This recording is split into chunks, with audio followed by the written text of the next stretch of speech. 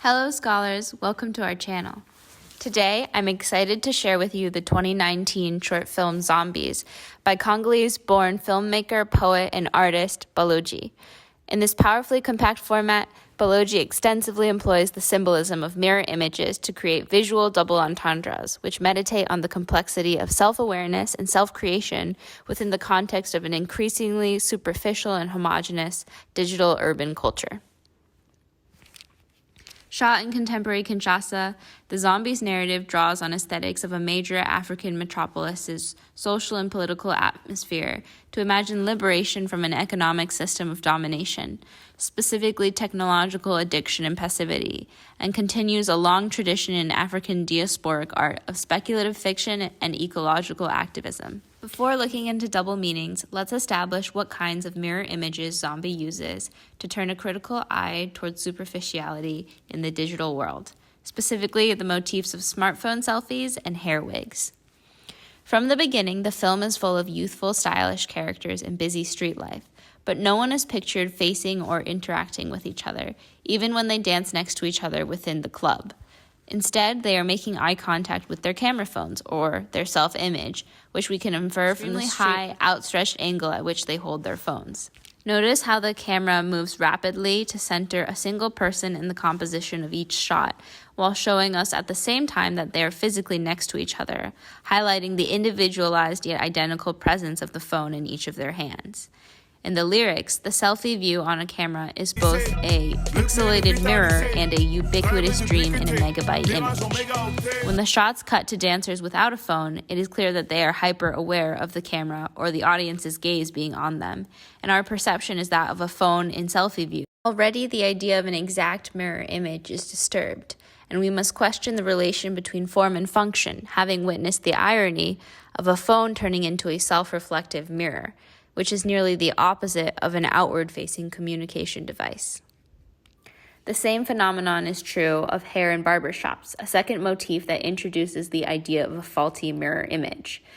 Mirrors are guilty by association with notions of vanity and cosmetics, and they are ever present in the barbershop, where the main cosmetic is hair.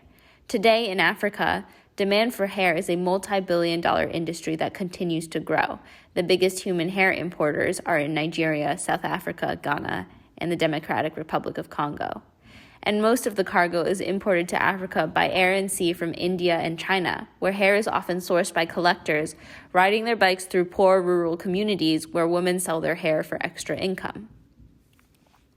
When the woman emerges from the club of techno dancers and discards her wig, she becomes another image of herself. The stark visual contrast we witness is not from the wig prop alone. We can also notice how color is being used in the film. While in the club, her outfit's color is completely obscured, but in the light of day, we see with clarity the fire-hot red that she wears, and also the yellow t-shirt that she quickly changes into. As we follow her to her new destination, we see both by the yellow t-shirt and by her entering a barbershop that she herself is a double to the man who the film began with. Finally, in the dialogue, we hear that her wig makes her fit for TV. Thus, the double image of herself in the extreme cosmetic alterations of a wig is self-creating in a shallow sense, only aspiring towards a ubiquitous beauty standard. Finally, these two motifs are explicitly visually doubles of each other. See how the VR headset helmet parallels the shape of the salon hair steamers. Now, let's get past the clickbait that Baloji shows us to engross us in the world of Kinshasa and explore how the superficiality and beauty standards are complicated and challenged. Selfies and cosmetics are not the only way that mirror images appear in Zombies. Glass mirrors and cameras create the nuanced double meaning of mirrors, that of the reflection of physical images versus reflection as a process of deepened understanding in our minds and imagination. Zombie shows that the latter kind of reflection, unlike the former, is an action that requires movement, energy, and life, complicating the idea of people being zombified and slaves to their phones. Specifically, the zombies in the film are constantly dancing and wearing extremely expressive costumes.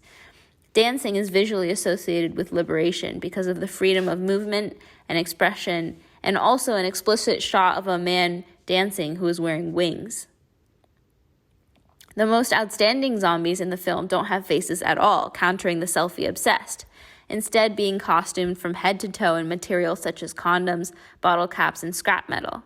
The camera films their entire bodies instead of just their face, and the composition of each shot reveals that there is often more just out of view, as shown in this shot where the dramatic smoke is actually the exhaust from a motorcycle.